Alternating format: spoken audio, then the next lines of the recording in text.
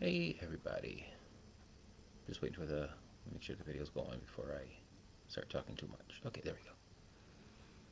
Hello everybody, how you doing? Angelo Clauso here from the Alle Project. Um, Today is the last day of Osteogenesis Imperfecta Awareness Week.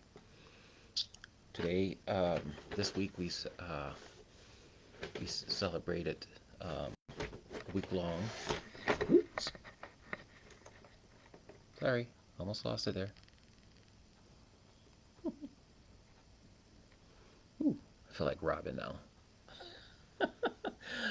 For those who know who Robin Shaw is, you know what I mean by what just happened.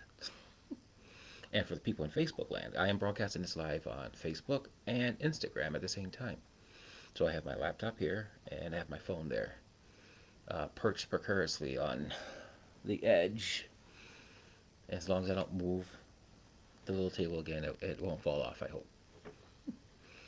But anywho, what I want to say today is the last day of Osteogenesis Imperfecta week. Osteogenesis Imperfecta, if you are not a don't know what that is, it's a rare genetic brittle bone disease. And my part of this is um, I had a daughter who was born with OI. We say OI for short. And all week I've been given little tidbits of information about OI, and I've been doing what I call I Break for OI Egg Challenge. I'm trying to play on words there, where I break an egg over my head to to represent how fragile a person with OI is. Their bones are very fragile. You're born with it for one, and your bones are very fragile. The simple act of coughing too hard, sneezing too hard, rolling over in bed. Um, there's different versions of it, and it depends on what type you have.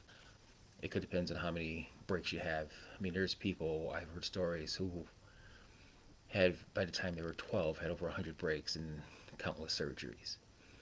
And you can do research on that. You can just look up Osteogenesis Imperfecta, or you can look up the Osteogenesis Imperfecta Foundation, which is oif.org, and you find a lot more information there. And you can just go to my website, find a little bit more about me or us at www.alleshadeproject.org, and Alle is spelled ALLE.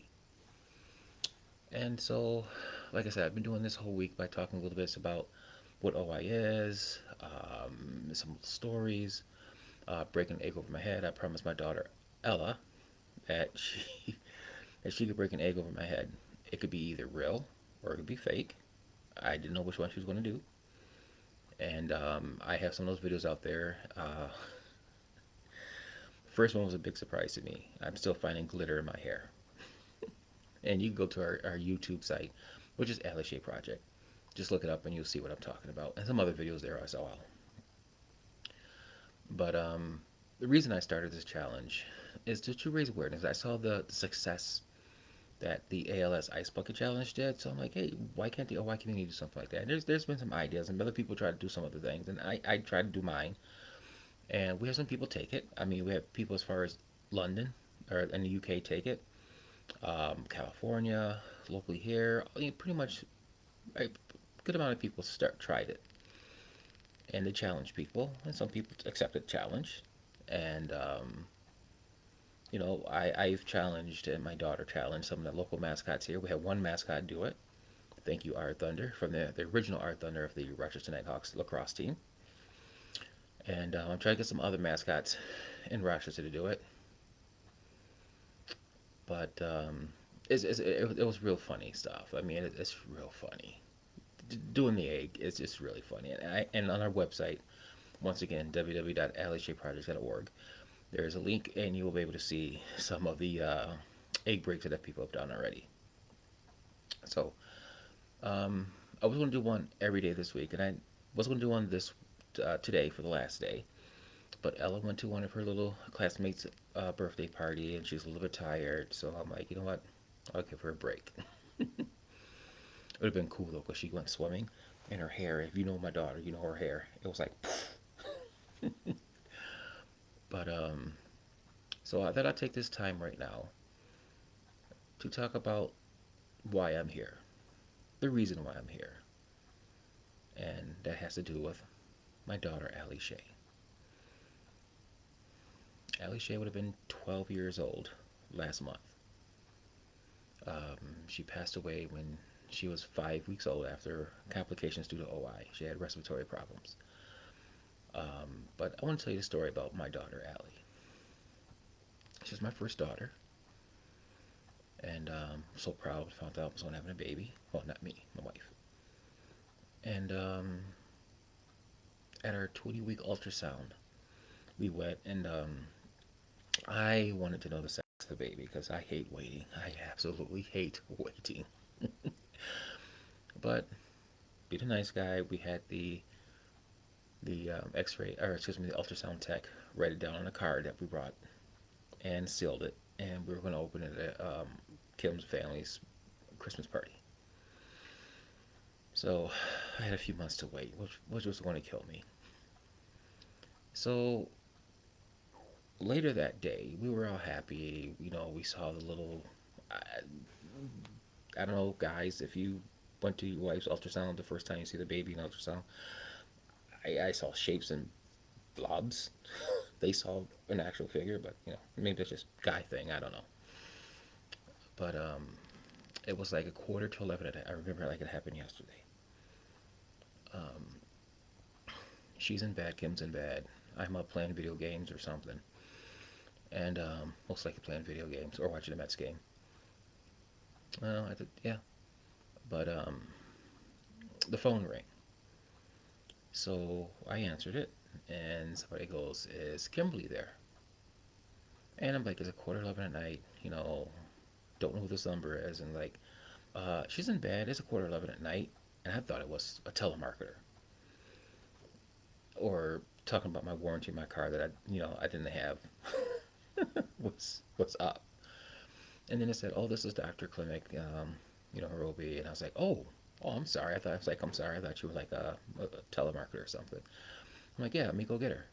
And it didn't dawn on me at first. I'm like, "It's a quarter to 11. Why is he calling?" So we put him on speakerphone, and he said, "Well, he was going over the ultrasound." And I have to say, Doctor Clinic of Pittsville Pediatrics is amazing, just amazing. But he he said he was just reviewing the ultrasounds, and he noticed that Allie's arms and legs were. This was our 20-week ultrasound, and her arms and legs were 4 weeks behind where they should have been. The rest of her torso was like at 20 weeks where it should have been, but her arms and legs were like at 16 weeks still. So he wanted us to come back to see if it wasn't just mismeasurement, because he was saying that the babies, if they move around a lot, the measurement could be off. I mean, just one little measurement could throw everything off. So we were like, okay. So he scheduled an appointment real quick, and well, he didn't schedule an appointment. We had a call the next day and get an appointment, and we were nervous. We were like, okay, this is weird. We're trying to try to calm, keep calm.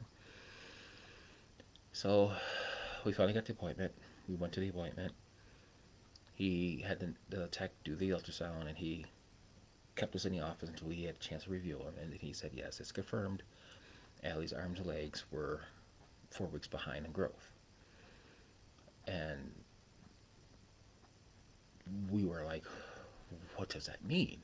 You know, we're worried, scared.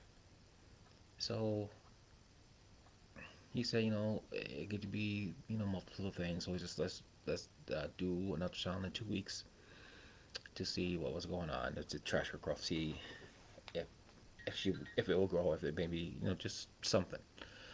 So went back in 2 weeks. She was growing, but yet again her arms and legs are still behind where they should have been at the points.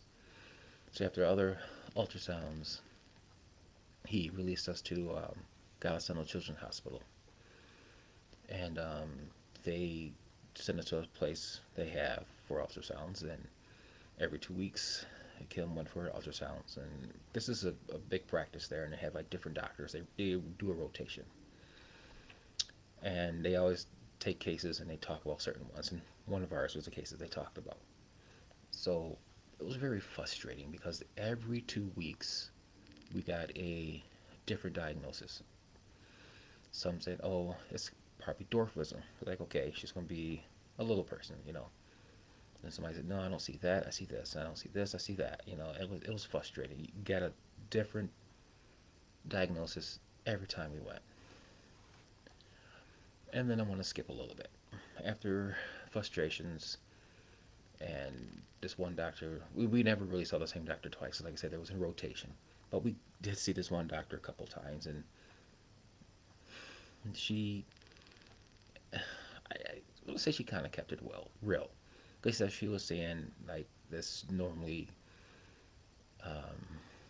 will be a fatal diagnosis, and we didn't want to hear that, of course, as our first child. Who wants to hear that? So after some time, um, they called us in. They said, hey, we're going to do this. We're going to do a test on Alle's lungs at, I believe it was like 37 weeks gestation. And they said, like, they do a test, and if they see she has something in her lungs, um, that means that she could breathe on her own. They will induce Kim, bring her out into the world, and that way they can see what's going on. Okay, we had a plan, but yet again, OI was never ever mentioned in any other things. They gave us two things, and I cannot remember what they are because they were like very long words. But you know, if this was happening like before, back then I could remember. But once the OI came in, everything else just flew out my mind. So we get to the 37 weeks. I went to work because I just started a job. I was there maybe about 2 years. No, I was about there for a year. Yeah. So, anyways, and so the plan was her sister was going to take her to the hospital. They're going to wait with her when they get ready to induce her. After they did the test, they would call me, and then I would go to the hospital. And it was supposed to be like a certain time. I think it was around 11 or something. They were supposed to call me. They called me like at 8 o'clock, an hour after I got to work. They said, you better get here. And I was in a panic. I told my boss, I said, just call me. He said, go, just go. So I went. Now that I think back of it, I ran a red light leaving my my job. And I got there as quick as I can. Got to the room. Um, Kim was in the room, and I was like, what's going on? Everything looked, everything was looking calm. And as they told me that when they rolled Kim on her side, she said they rolled on her side to get ready to do the test. All these alarms went off for in utero. And Kim goes, the next thing I know, they're like, get her to an operating room now. She said they got her into a wheelchair and they were just flying down the hallway. She said that's all I remember, just flying. She said her sister couldn't keep up with them. They just flew and they got her to the operating room, got her to do a thing, and then everything calmed down. So, and that's when I came in. I was like, oh my God. So they went to do something else, and all of a sudden, Allie's vital signs just dropped. And then they went back to normal. And so they're like, okay, we're going to keep an eye on this. So they kept an eye on it, and a little bit later, it drops again. And they're like, okay, we're not playing around. We're just going to do this now. No test. We're just going to do it now and just deal with it.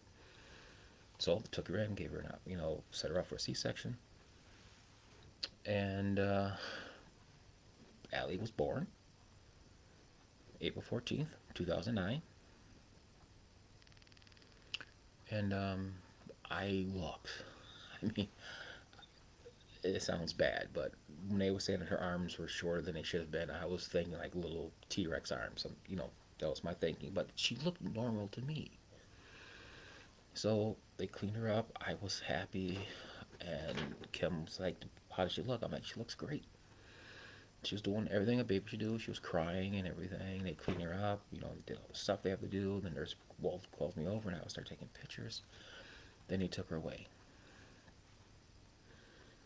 Took Kim to her room.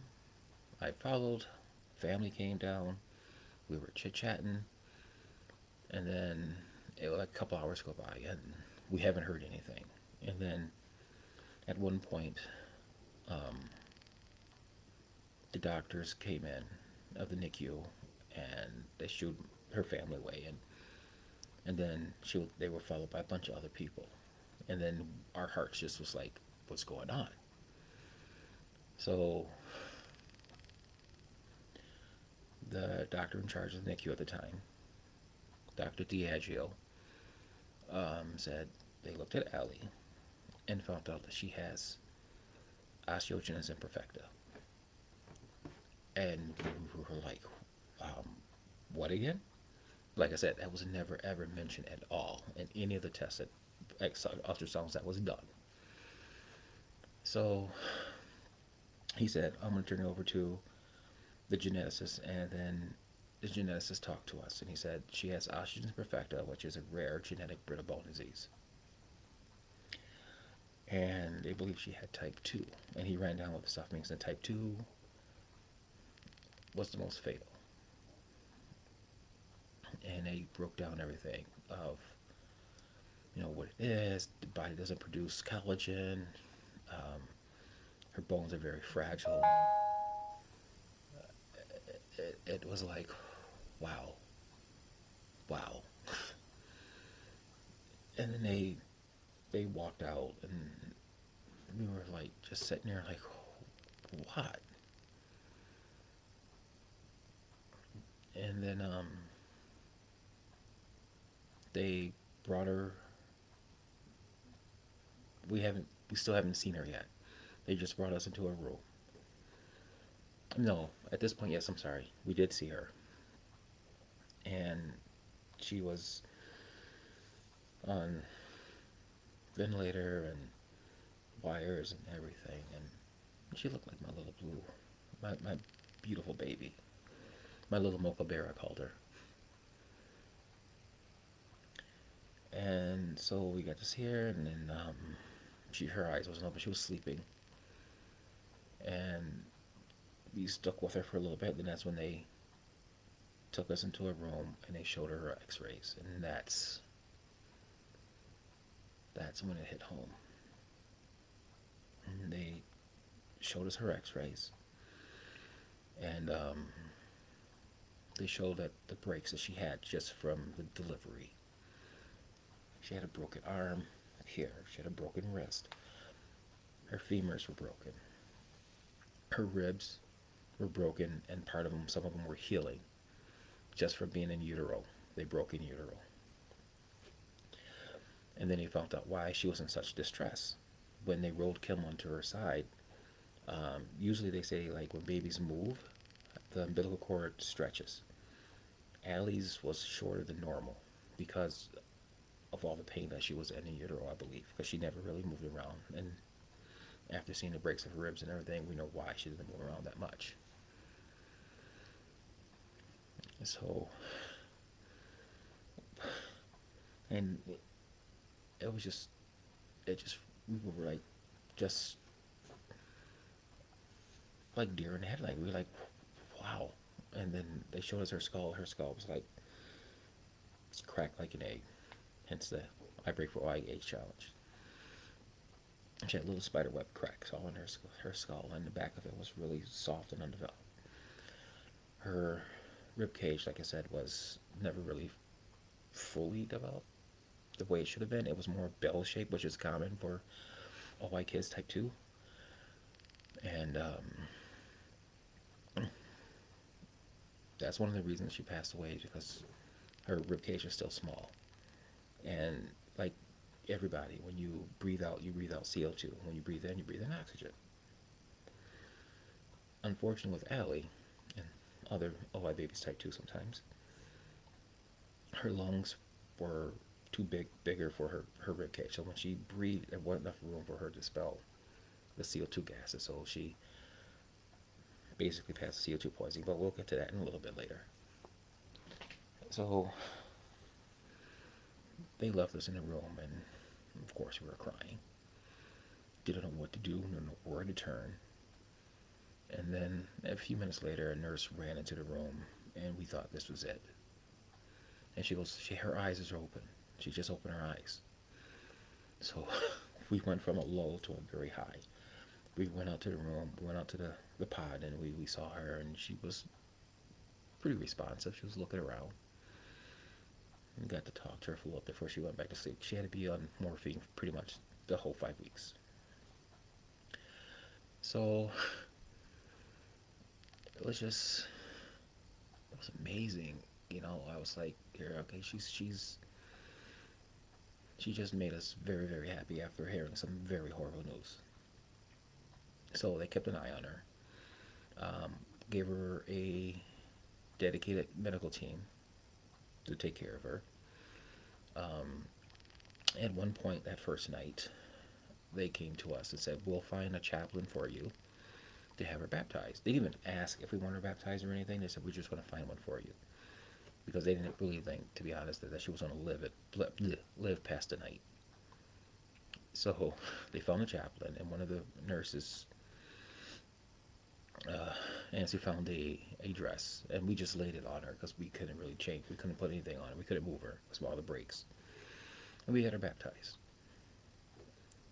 And so we stayed there. Thank you to the Ronald McDonald House. And she she fought. She stayed. We were really happy she made it through the night. That was like the one big hurdle. And then she kept like improving every so often. She will relapse with something like the breathing, but she was doing good. I mean, after one point, one of the nurses found out how we could hold her. We had to sit in a chair, and then somebody picks her up, put her on like a cushion, pillows, and padding, and then handed it to us. We couldn't pick her up. It was a two-person job. Even changing her diaper was a two-person job. We had one person lift her, take the bad diaper off, clean her, put the other diaper on. We couldn't even fasten it around her waist because we were afraid of breaking her. So, and it took us a little bit before we figured out how to dress her. We couldn't really dress her because we couldn't pull her arms through things. So we had to find things that were buttoned down the middle. So we had to lay her down and then kind of wiggle her arms in there, then put the clothes on and then button it down. But it was hard. It was hard. Um, I had to get back to work because, like I said, I just started and I didn't have much sick time from just starting or vacation time, whatever. So the hospital wrote to my job and they granted me some leave. Um, but I was there at the hospital and I cannot say any bad things about the Golisano Children's Hospital. The staff was just absolutely amazing. We're still friends with a lot of them today. They were just absolutely amazing. They took care of Alle like she was their own. And they even figured out a way that we could take her outside. There was like a little deck, and we took her outside, and it was like a beautiful day. And we sat out there for a little bit. Had like a portable oxygen tank with her, and then one of the days we took her out, her oxygen ran out, and the elevator that took us back directly to her floor was very slow. So we couldn't wait. So I like, give her to me. I'll run downstairs because we are like maybe just one floor or two floors up. I'll run downstairs with her and get her back into the room. Well, as I'm running down and the nurse is trailing behind me, I got to the floor and I was so much in a panic. I missed a step, two steps, and I freaking fractured my foot. But I didn't drop her. I I guess that's the athlete in me, playing football all those years and stuff. I did not drop her. I twisted my foot, lost my balance, but I held onto her. She did not fall. I don't even know she knew that we were free falling, whatever. And I limped to the NICU, and then one of the nurses came and took her and took her back into the room and hooked her back up. And I went to the emergency room and found out I fractured my foot. But yeah, Ellie was a great fighter. She loved music. We brought in some music to her to listen to, classical music. We used to play music for her when she was in utero too. Um, my favorite group band, Bare Naked Ladies, played them. Jason Mraz. Um, so whenever she got fussy, they would play music for her, and they would put a little sucrose on her little binky. That would keep her quiet and calm her down. And so we had a lot of meetings. Like I said, the staff was very great. And then they set up. We were going to bring her home. We're getting ready to bring her home. She was improving, and she was, even geneticists said that she was proving them wrong. She was fighting. And then when it got to the fifth week, they were like, okay, um, this is when the Lilac Festival was around. It's like they want to find like a special car seat and stroller, and we went with the nurse. We will just go to the Lilac Festival, and just walk around with her. But we never got a chance to do that because that's when she took her turn for the worse. I remember I got the call. I was at work. Kim said, because she called me and know if she could go home and rest. Like, go home and rest, honey. It's fine. Nobody's gonna fault you. We've been there. Just go home and rest. So she went home, and maybe a few hours later, she called me in a panic, and said that they called her and said something was wrong, and so I left work, picked her up, and went to the hospital, and they said that she took a turn for the worse. She stopped breathing, and they had to put her in a ventilator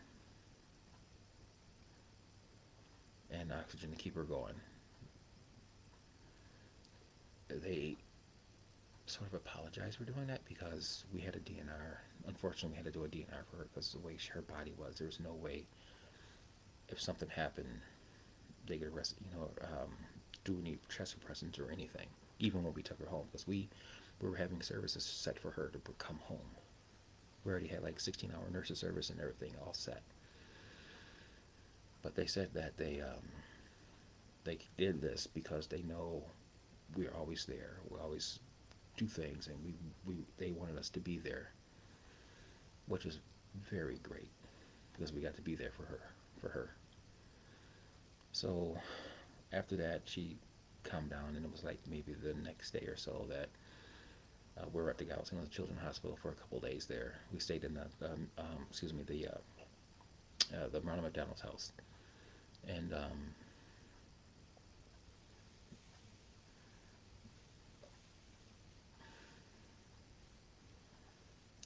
on her last days, they told us that if she comes off the oxygen, she was going to pass away, and we didn't know what to do. So we were in a little private room, and the palliative care nurse shut the door, and she was talking to us, and she said that you know it's a hard decision, and this is what's going to happen if we take her off the oxygen. Um, Basically, the CO2 gases. That's what was building up in her because, like I said, she couldn't dispel the CO2 gases because her lungs didn't have enough room to do it. So the CO2 gas is just going to slowly build up in her, and then she's going to slowly drift off to sleep. She said, just like when miners get trapped in mines, that they just fall asleep. She said she's not going to be in any pain, she's not going to suffer or anything like that. She's just going to basically fall asleep, but the CO2 gases take over. So I decided, well, we decided, it's like, okay, it's time. And I said, well, can we just go into a private room because I don't want the bells of the alarms of the NICU being the last thing we hear. And so they did us one better. They let us go to the deck. They carried off the deck, and we were going in the slow elevator again. And I remember the elevator was full, and we were holding Alle in our arms, and the nurses are there, and fashion things, and we're telling people, please, please, can we get on this elevator? We got to get up this elevator, please. And, and I was on crutches, by the way, too. And so some people got off. I guess they saw and put two and two together. And there was these two guys that stayed on the elevator. Well, they got off. When we got off, they were still on it. And then I heard one guy said, I don't know why couldn't they just take another elevator, take the stairs? If it wasn't for the rush of Alle being her last moments, I really wanted to turn around and slug those guys for saying stuff like that, being so inconsiderate. I mean, they couldn't see the situation. Like, everybody's like freaking crying and bawling. You know, we have this little baby here on oxygen saying, we just got to get in this elevator. We got to get in this elevator, get up there. And how dare they say that? Well, we get out to the deck. And they asked us, do we want to, like, take pictures? And we're like, no. No, I didn't want to remember her like that. So we sat out there for over an hour or so. Held her, talked to her. I talked to her about the Mets. I said, oh my, Alle Perez is pitching. That's not going to be good.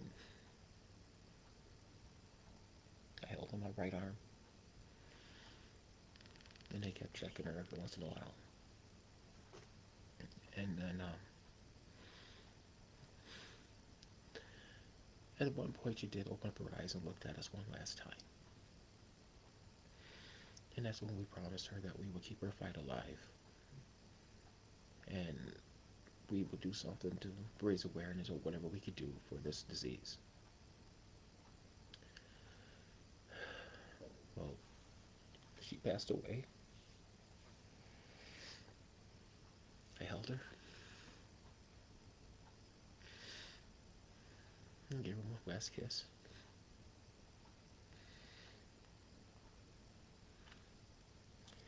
Told her I will make sure I'll do well, we will do what we can to help. You know, other families or kids like Alle. And I remember the nurses, you know, they took her and one came to me and said, like, that was the most beautiful death they ever seen. So we went to collect our stuff and then went back to the room that Alle was in, and one of the nurses was holding her and rocking her. They put like a little bow in her hair, a little barrette. They swallowed her. She was rocking her and talking to her. And we said our last goodbyes again.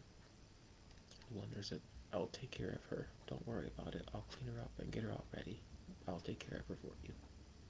And she walked away with her like she was just a regular baby. And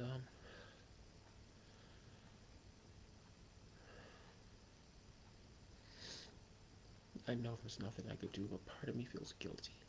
So guilty. Because when we used to talk to Alle, I promised her that I will protect her from the evils in the world. I would do what I can to protect her. I could not protect my daughter. I could not do anything to help her. And I felt so helpless.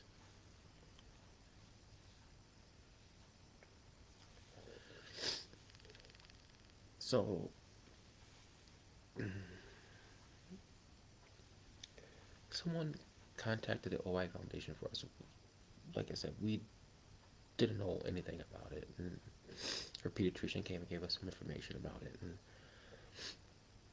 And the somebody said, like, you know, what can we do to raise awareness or something? And they said we usually host walks. And so Alle passed away May 21st, 5 weeks after she was born, which is coming up pretty soon. And I know I'm all over the place here, but so we said, you know what? Maybe we'll do an awareness walk and a fundraiser to raise money for the OI Foundation so they can help people. And after doing some contact with them, the first contact we ever had was Stuart Tart. He was the greatest, and gave us information on how to set up a walk. Well, the school district I worked for was ironically great place. They let us use the track, and it took us within 3 months.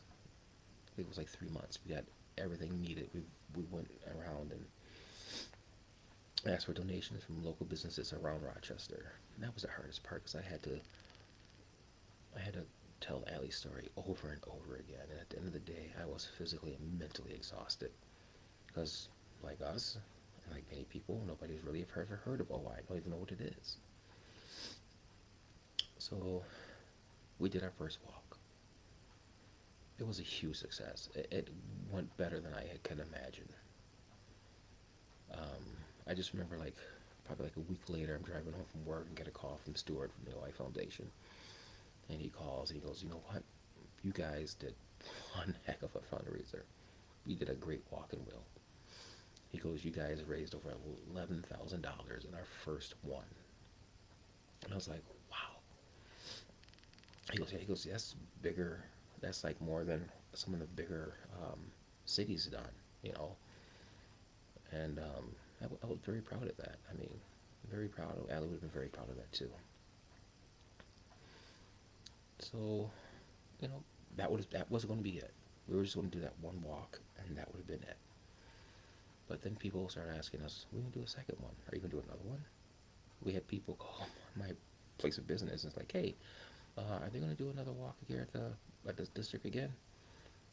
And I was like, I wasn't planning on doing it again. That was just doing a one and done thing just to help out. So we talked and like, well, let's do another one. And so we did do another one. And that was a great one too. And then it turned into a third one, then a fourth one. We did, what was it? I think we did like 5 or 6 walks. And then, if anybody knows me, I always was stressing over those things, especially the weather. Um, we had families come from Buffalo and to represent their families, and we met some good people. We had a great we met a great friend who was representing somebody that she was taking care of who had OI and passed away. But sometimes I look back and I laugh. I'm like, this wasn't really supposed to happen. It took a life of its own. I guess it was Alle's fight, Alle's will, her will of fire to do good, just lived on and through us. And here we are 12 years later. And we have done some amazing things. I mean, I admit there are times where I just like, I don't know why I'm doing this. Am I really making a difference? Am I really honoring Alle's legacy? Am I really honoring Alle? Am I doing all that I can? There's times I just feel like, Alle, I know I promised you, but baby, I don't know I'm doing good. I don't want to tarnish your memory. I don't want to tarnish your fight. Sometimes I just felt so guilty. But then I hear compliments, and people say that a friend of ours, they did a video about us, um, and posted it, and we got a couple people, and a couple people, and one lady said that she found out her son had OI, and she looked around, and her doctor said, "You're gonna find some scary stuff," and she did, and she said she came across our video, and it gave her hope. That floored me, and that humbled me big time. It's like, Harry, I'm ready to give up on something, and then I hear this, and it's like, you are making a difference. No matter how small, you are making a difference. We are making a difference. And that's just such an amazing feeling. That just feels my fire, and that's just Alle's way of kicking me in the butt. It's like, Dad, you promised. Don't give up on me. So that's one of the reasons why I'm so hell bent on doing this stuff all the time. And I get a little, I admit, I do get hard on myself when I don't think I'm doing a good enough job. I I don't know. I try not to compare myself to other things, but sometimes I'm like, what am I doing wrong? You know. But anyway, so over the 12 years, we have done plenty of things. Every year on her birthday, for the last 11 years, so we didn't do the first year because we didn't know about it. This came about because when we tried to do a as Pizzeria Uno's, excuse me, Uno's Pizzeria and Grill for a donation, they said, well, we don't really do that, but we do this, and they do this fundraiser called a dough raiser where you pick a date, you print out the vouchers, people come, and if you get a certain amount of sales, you get a certain percentage, like 20% is the most. So we're like, hey, let's do that, and we picked Allie's birthday as a way to celebrate Allie's birthday and to raise awareness. And so far, for 12 years, excuse me, 11 years, we've been doing that. We we we do it every year on her birthday. Unos love us so much, and thank you so much, and you and your crew, they're just amazing always. Um, I guess after the first couple, they're like, you could have the 14th. It's such a great cause, and you get such a great response. You could always have the 14th as long as you want it. So every year on April 14th, we always have a dough raiser at Pizzeria Owners in Webster, New York, and it's been a great success. But like I was getting back to the walks, when I was talking about the walks, they're just stress. So we decided to do, you know what? Allie loved music, and she loved sugar because, like I said, they put a little sucrose on her binky when she got a little fussy. So like, you know what? Let's combine the two loves. So we came up with a great idea, which we call "Oh, I Love Desserts and Dance." It's a fundraiser and an awareness event where we have baked goods, the sweet sides, and we have music karaoke, the dance music side, combine them together. Oh, I love the dessert and dance. And our first one was a pretty good success. Um, we have a few of those. We didn't do last year, obviously, because of the pandemic, because of COVID. And all those things are kind of like they're flattening out. We're not going to do one this year either because I would feel guilty going around asking for donations for stuff for our raffles because businesses are just really going to get back into their feet hopefully by this time, by the time we usually do it in October. So we're not going to do another one this year. Maybe next year, hopefully. But one of the things that we do too that we came up with, um, we thought about this, I think it's like 5 years now. We send little care packages, what we call snuggle buddies, to children with OI all over the world. And how that came about was um, around November-ish time, late November-ish, one news station was talking about their pirate toy fund where they collect toys, and there's also the Toys for Tots, where they give toys for sick kids in the hospital or underprivileged kids, whatever. And I was like, you know what? Is there something for OI kids? I just wondered. So I didn't see anything. So I'm like, let's do something. So once again, I didn't think we were really gonna get off big thing with this. So the Oh I Love, excuse me, Oh I Care for You started, and posted out there on Facebook, on the interweb, and was like, if you want to donate like any stuffed animals or whatever, like little beanie baby size, whatever, we'll send them out to kids.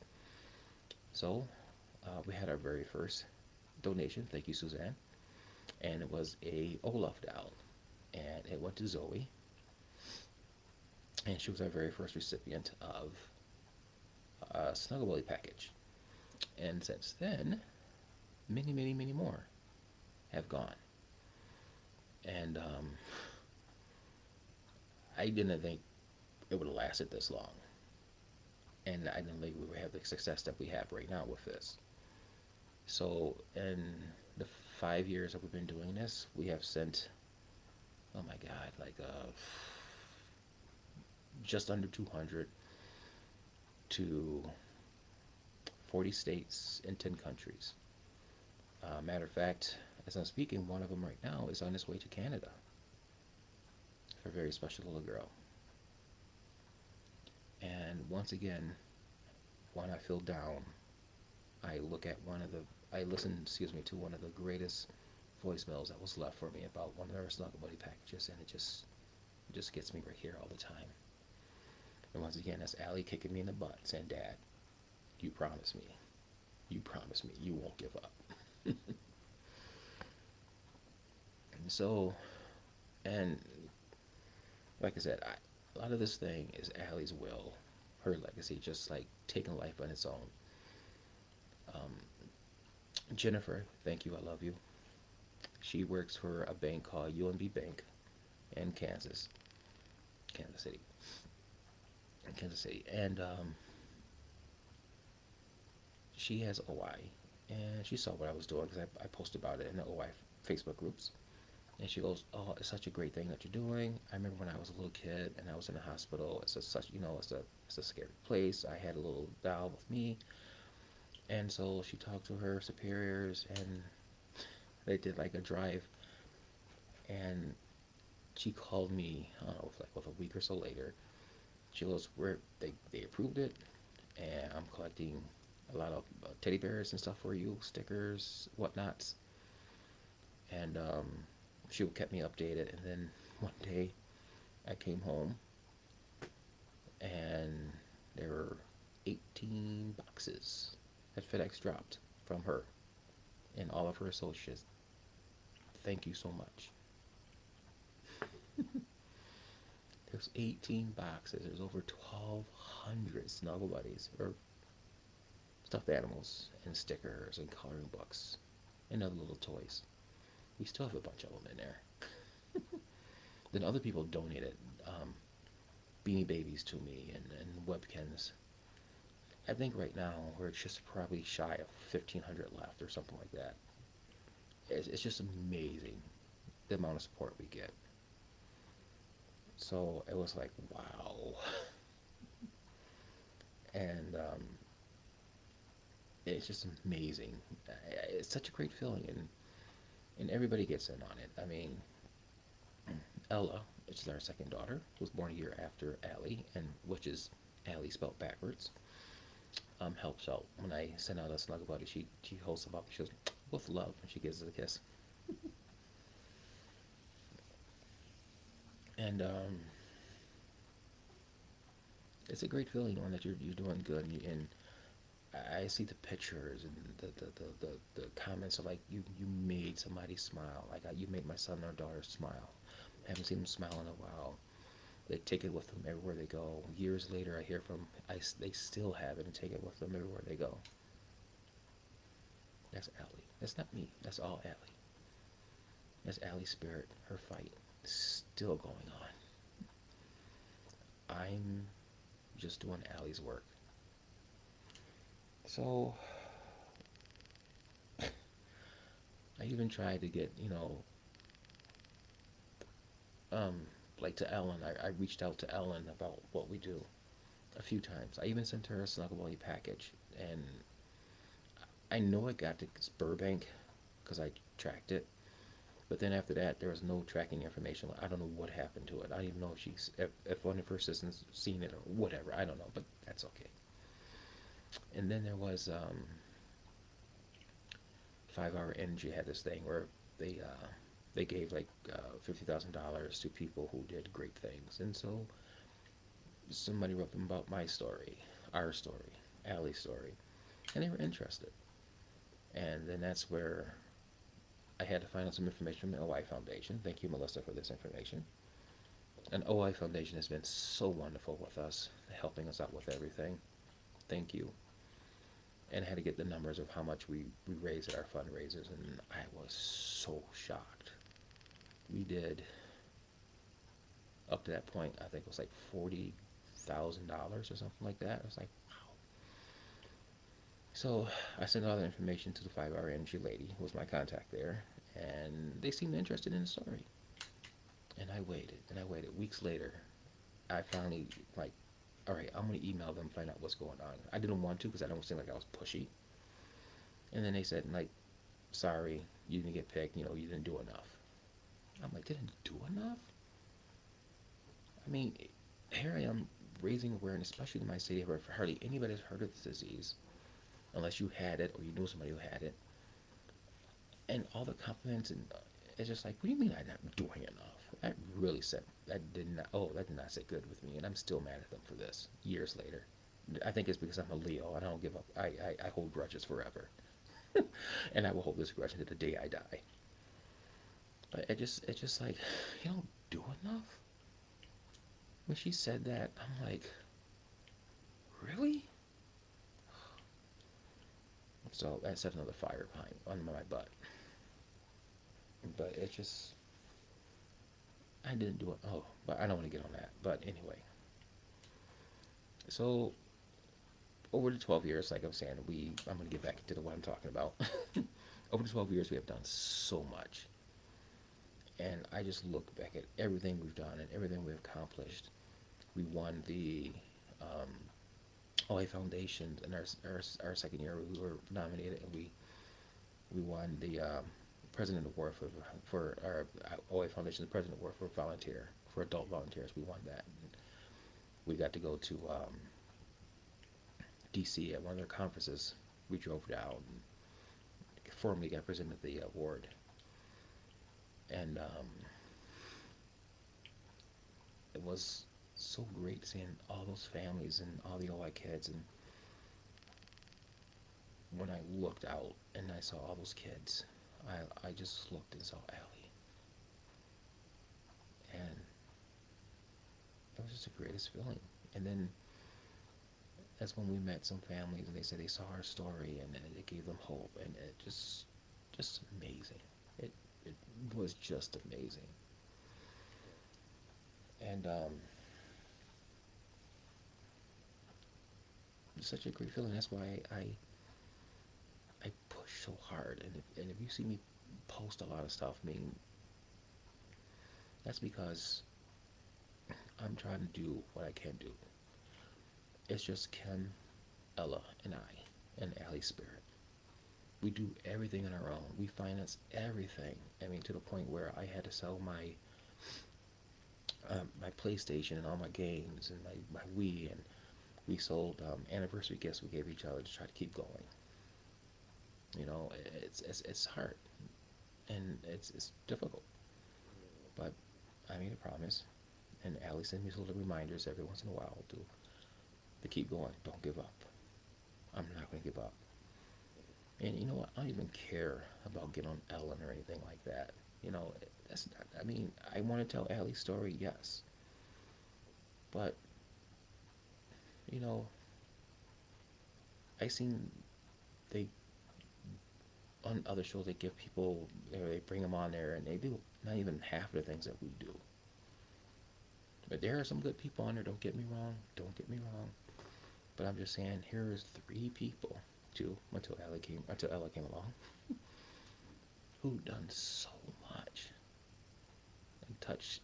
and and touched so many lives with Allie's story. It's like there's got to be something for that. That got to count for something, right? I can't. I mean, people say like I've never known about OI or not much about OI.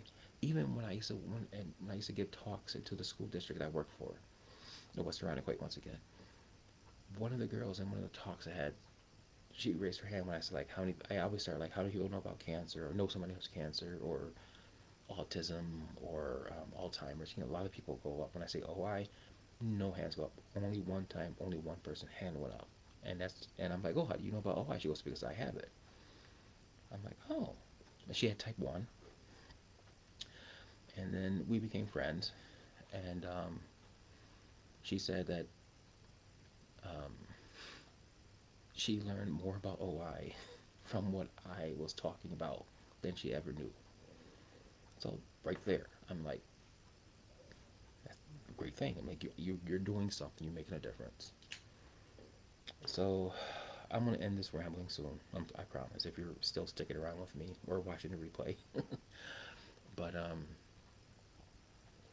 yeah, for 12 years, we've been fighting the fight, and it's a hard fight. It's like, I don't know if anybody ever seen that movie Hamburger Hill. It's based on a story from the Vietnam War where these soldiers are trying to get up this hill and it's like raining all the time and it's like every time they take 3 steps up they just slide all the way back down. He's like, that's the way it feels to me, to us. We're climbing up that muddy, rain-soaked hill, trying to reach the top, trying to say, we are here. OI is here. We could be well known, just like the more common um, things out there. Um, Not try to make light of them. That they're all worthy causes. Cancer and all that kind of stuff. I had kidney cancer. I lost my mom to leukemia. Kim lost her mom to leukemia. Um, Kim had breast cancer. So no, I'm not. I'm not making light of cancer. No, I won't never do that. No, it's part of my life. Um, I know too many people touched by it, but I want to get to the point where I say OI and people won't look at me like, hmm? Or if I say brittle bones or I say OI and people think of OI just as brittle bones, there's more to it. And if you watch some of my stuff all this week, you'll know what I'm talking about. I'm always willing to talk to people about it. I'm always willing to talk to people about Alle. So it's been a fight for 12 years, and it's going to be continuing being a fight, and I'm ready for it. I am ready for it. Like right now, I'm trying to get the mascots to do the I break for egg, I break for OI egg challenge. I even told them I will make the paper mache egg like I did for our Thunder. I even have one in our office. Well, it's more like a spare room, but I call it the office. Um, I will do it. I will ship them to it. All you have to do is just do it. Fill it up with some surprises and say I break for OI and tell them why. I emailed, I sent letters, posted on Facebook, sent messages, and I will keep doing it until they say we can't do it. If you want me to stop doing it, Red Wings, Amherst, Razor Sharks, um, Buffalo Bandits, Buffalo Bills, Buffalo Sabres, just say no. I won't hold anything against you, just say no. Then I will just leave you alone. And I will get Cuomo to make that proclamation for OI Awareness Week. I've been trying for 6 years with him, and I have not heard anything. And I also will get Mayor Lovely Warren to acknowledge OI. She's done a proclamation a couple times, and I asked, like, can you please just post on Facebook like you do when it's autism awareness or children diabetes or Alzheimer's? Just say in your Facebook page, this is Oxygen Perfector Awareness Week. OI is a virgin and critical. That's all I ask you to do. I'm not asking you to endorse it. Just say it like the rest of the big ones out there, as I like to call them. Give the little guys a chance. I'm like Horton. Here's a who. I'm Angelo. Here's a why. We are here, and I'm not going away. So, one last thing I want to say. I promise. Over the 12 years, we have raised over $80,000 for the OI Foundation. Every penny that we raise goes to the OI Foundation. We keep nothing. We keep nothing. Every last dollar that we raise goes to the OI Foundation. $80,000. I think that's a hell of a great number for 3 people with no budget whatsoever. No advertising budget. Everything for me is word of mouth or Facebook or Twitter or Instagram or whatever thing I can think of. I'm kind of thinking about doing TikTok, but not 100% sure about TikTok. I I see some of the stuff on there. Some of the stuff is cool, but then I I like I mm, I yeah. Mm. But anyway, That's it. And in closing, I want to say thank you to everybody who participated, did something for OI Awareness Week. Thank you to everybody who wore yellow on Wishboneday, which is the International Day of OI Awareness. Thank you, Supervisor Seeley, for once again with your support for proclaiming OI Awareness Week in the town of Irondequoit. Thank you, Monroe County Supervisor Adam Bello, for doing a proclamation for proclaiming OI Awareness Week in all of Monroe County. And thank you for changing the lights at the canopy of the Rochester International Airport yellow for Wishboneday. Thank you to all the reporters who found our story worthy enough to tell Alle's story. Not mine, not Kim's, not Ella's, but Alle's story. And all the other people out there with OI's story. Thank you to all of our friends and family who's helped us through the years, who supported us, who came to our events. Thank you to all the complete strangers out there who came to our events because they heard Alle's story. Thank you to all the local businesses out there who donated to our cause. Not even really knowing what OI is, but hearing Alle's story and Alle's fight and supporting her and all the other kids with OI. Thank you so much. It means so much to us. Thank you to a special business, Tunta and Tony's, Kathy and Tony and their employees. They did the I Break for OI Egg Challenge, which was a complete surprise to us. It was amazing. Thank you so much. That meant the world to us. Thank you to my school district who showed support for us, who, with me and 4 other staff members there who lost children, who have sort of foundations and continue their work, they do a 5K for us and raise money. Thank you again for that. Thank you, Alle, for getting us all going. I wish I could be as brave as you. Wish I could be as strong as you. I posted up these little toes. I saw a picture of her little toes. I've done great things. They have. In her spirit, in her honor, in her memory. She's the reason why I keep going. She sends me reminders every once in a while to keep me going. It's hard, I admit. It is tough. I'm always thinking, always scheming, if you may, of trying to do something that will raise awareness, that will get people talking about OI. One of the things I'm thinking about doing right now is contacting Golisano Children's Hospital and talk to they have a great doctor there for OI, and see if we can find any surgeons that wanted to come to Rochester and do rotting surgeries here, because I don't think they have anybody really to do rotting surgeries here. But just think about Golisano Children's Hospital is a great hospital. Why can't we provide that service too? Okay, that's it. I went a little bit longer than I wanted to.